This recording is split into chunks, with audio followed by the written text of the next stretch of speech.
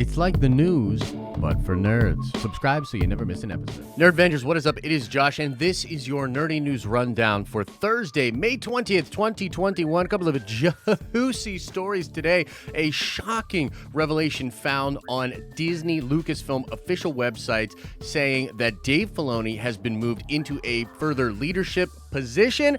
Can't wait to get into that. Definitely a lot of stuff to speculate about and get into with that. But first, let's begin with a pretty crazy story in everybody's new favorite segment, Spider-Man 3 Rumor Watch 2021. So we're looking at an exclusive here on Murphy'sMultiverse.com. Edward Rose posted this 6 hours ago. I'm going to read a little bit from the article and break down what it means. It says here, thanks to our sources, we are able to confirm that the upcoming installment in the MCU Spider-Man saga is incorporating VFX teams that previously worked on the visual effects for both the Raimi Spider-Man trilogy and the Amazing Spider-Man films. This development is interesting for a number of reasons. First and foremost, they'll be joining forces with multiple teams that have worked on the effects for the previous MCU Spider-Man installations. Not only that, but Marvel Studios and Sony seem to be holding no punches when it comes to the supervisors that will helm the post-production for this project, as a number of their VFX supervisors were also the supervisors to some of the groundbreaking visual effects for Avengers Infinity War and Avengers Endgame. Now, they go on to speculate in the article that this is also an indication that, no duh, Tobey and Andrew are totally going to be in this movie. Look, I know this is still a thing. I know nerds out there still don't want to believe it or are absolutely convinced that this is the thing.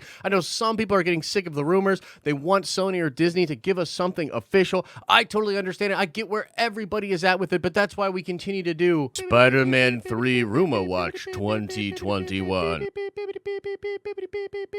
And yeah, I mean, I totally think this is crazy. I mean, they sort of point out in this article that just having the VFX teams also having the supervisors from Avengers Endgame and Infinity War, I mean, it just looks like, yeah, this is going to be one of the craziest movies of all time, with them bringing in the Spider-Verse, bringing in Andrew, bringing in Tobey, which, again, I'm pretty well convinced that this is the case. So many different insiders and scoopers have talked to this fact. Even today, in the wake of this happening, Charles Murphy was asked on Twitter about this, people kind of trying to throw some cold water on the rumor, saying it's still a rumor. Charles was like, no, it's reported. I am reporting to you that Tobey and Andrew are absolutely going to be in Spider-Man 3, and a lot of other people have reported about this as well. For me personally, I have seen a lot of different things when it comes to Spider-Man 3.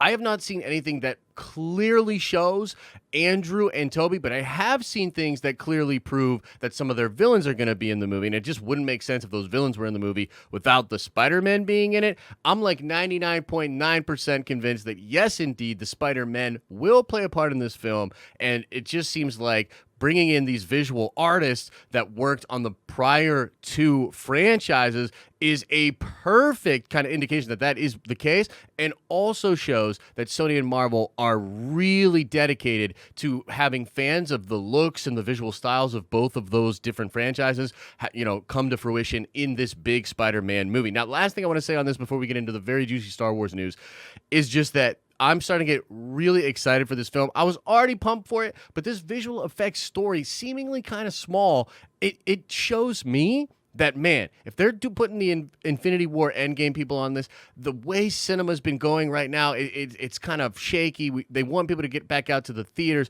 The whole world could use a super win right now. Peter Parker is the perfect character to have this kind of moment in time, be heroic in sort of a weird meta way. I absolutely love it. The fact that we're going to get the MCU version and then possibly two Sony versions of a Spider-Man, one character, it's freaking amazing. So I can't wait to see this massive visual spectacle being put on by Sony and Marvel Studios. Can't wait for Spider-Man No Way Home. And now let's talk about the moment you've all been waiting for, at least some of you have been waiting for, and I've been waiting for, and that is the fact that, yes, officially put on Lucasfilm and Disney website, Dave Filoni officially holds a leadership position at Disney. This was done under the radar. Some fans on Reddit pointed this out. Just finding this on the official website for Lucasfilm, I'm going to bring it up for you guys. And here it is right here, executive producer / executive creative director. That is a new title for Dave Filoni. Okay, so that is sort of the extent of the news news, but there are massive implications for this story, so we definitely want to get into all of that. I do want to mention as well that over on the live streaming channel tonight at 7 p.m. Eastern Standard Time, I'm going to be going live with Al Schuler. We're going to be talking all about this. Al and myself, massive Filoni fans, massive Star Wars fans, and have kind of been a little perturbed with Star Wars as of late, and so we're very excited to be talking about the potential changes that are indicated by this move here. But having said that, let's get into some nitty-gritty stuff. I do not think that people that want Kathleen Kennedy gone should be getting the crab song out. Yeah, I don't exactly think she's gone. In fact, she's likely the person that gave Dave this kind of a promotion. And as I've always said, although I would personally like Kathy to go and new leadership to be ushered in at the highest level possible for Lucasfilm, even if they put people like Dave or possibly Jon Favreau or even a Taika Waititi into some kind of executive role or leadership role and shift away from the story group and into some of these people that I just trust a little bit more with their canon knowledge, with their ability to create content, and their ability to bring the magic of George Lucas Star Wars to the screen in either animated or live action form, the better it is for Star Wars. Like Dave getting this promotion, huge news for Star Wars. And if you do look at the website, he does now hold the same title or a similar title as John Knoll and Doug Chang. But here's the difference. Those two people work in the visual department and Dave does not. He simply just holds that title absent of that department. And so I don't know exactly. I think we're still looking for exact updates on what this means precisely for Dave. But you could look at it in two ways. You could say this means he's been elevated to a position that Doug Chang and John Knoll have and is really going to be calling a lot of shots. But because they have that position associated with a particular department and Dave seemingly does not, he may well be very high on the Disney executive list right now, or the Lucasfilm executives.